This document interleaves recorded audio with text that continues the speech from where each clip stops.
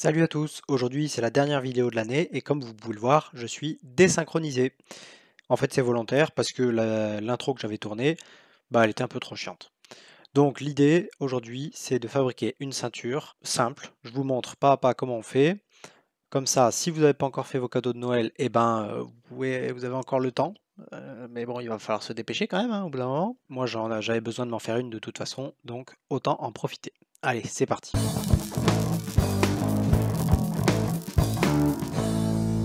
Je commence par couper une bande de cuir à la bonne largeur, donc c'est-à-dire la largeur qui correspond à la boucle de ceinture que j'ai achetée.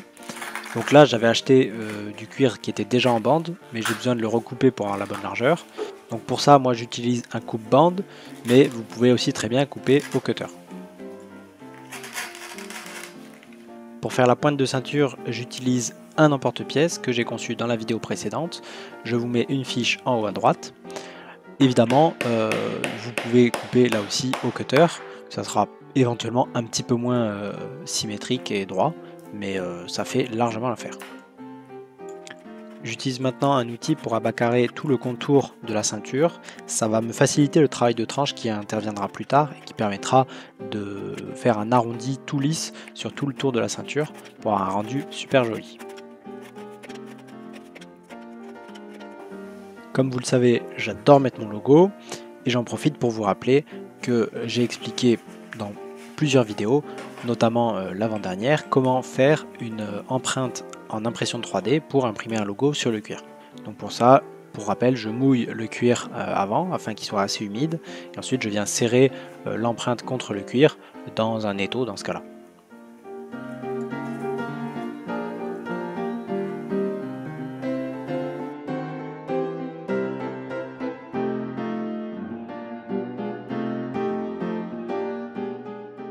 J'utilise la ceinture que je porte habituellement pour repérer l'emplacement des poinçons que je vais faire afin de passer la boucle de ceinture.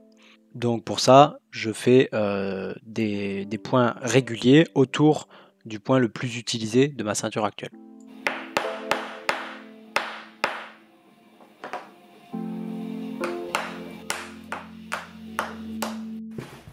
On s'attaque maintenant à la teinture et vous allez voir qu'il y a pas mal de trucs à dire. Donc à la base, je voulais faire une couleur unie sur toute la ceinture qui soit un marron pas trop clair, pas trop foncé, enfin un marron intermédiaire. Voilà, ça c'était l'objectif. Donc je commence par faire la teinture du dos de la ceinture et c'est là que j'ai fait une erreur. J'avais fait de la peinture sur mon carton de protection et ça l'a rendu plus du tout absorbant. Et le problème c'est que du coup la teinture restait en surface du carton et ça a marqué l'autre côté de la ceinture. On le verra juste après. Donc quand je m'en suis rendu compte, j'ai décidé de protéger, de mettre une couche supplémentaire avec un papier qui lui était un peu plus absorbant et j'ai fini la teinture du côté intérieur de la ceinture. Comme vous voyez, ça a laissé des marques et il va falloir que je fasse une teinture beaucoup plus foncée que ce que j'avais prévu. Et c'est là que me vient l'idée de faire tout simplement un dégradé avec une teinture assez foncée aux deux extrémités de la ceinture et une teinture beaucoup plus claire au milieu de la ceinture. Pour faire ce dégradé, je commence par faire une couche unie en tan, donc comme j'ai fait pour la partie intérieure, et ensuite je fais plusieurs couches aux extrémités avec du medium brown et du noir afin de cacher les défauts. Je rajoute des couches tant que je vois les défauts et ensuite je fais en sorte que le dégradé soit assez harmonieux et que les deux extrémités aient la même teinte.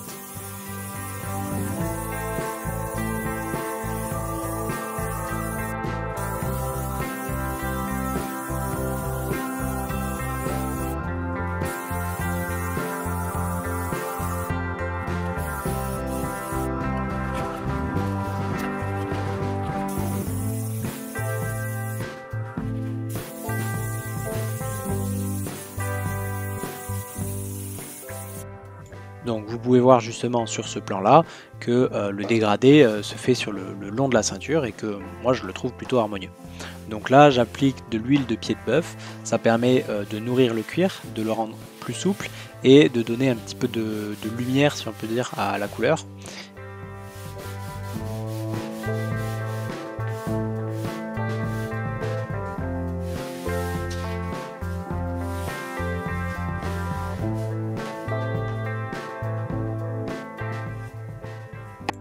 vient ensuite le travail de tranche dont je vous parlais plus tôt. Donc là, il aurait fallu en fait que je fasse, en plus de l'abat carré, que je ponce un petit peu les bords pour l'arrondir, parce que au final j'ai pas réussi à avoir le bord qui soit bien arrondi comme je voulais. Mais bref, j'utilise du Tokonol que j'applique sur toute la tranche, et ensuite je vais utiliser la lissette et je vais frotter pour lisser le cuir et le forcer à prendre la forme de la lissette, donc une forme arrondie.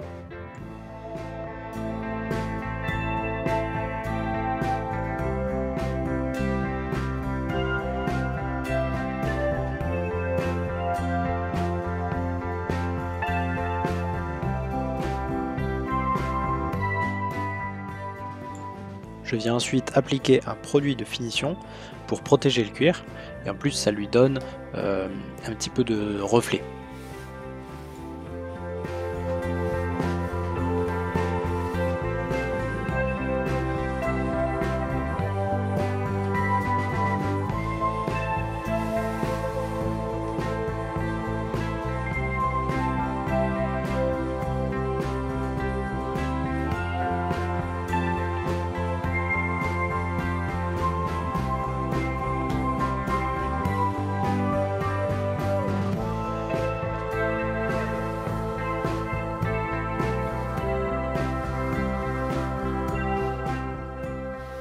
Je viens ensuite mettre la boucle de ceinture, donc là c'est une boucle à griffe, donc il suffit de l'emmancher sur le bout de la ceinture et de venir la verrouiller en frappant avec un maillet, en faisant attention à ne pas abîmer la boucle de ceinture elle-même.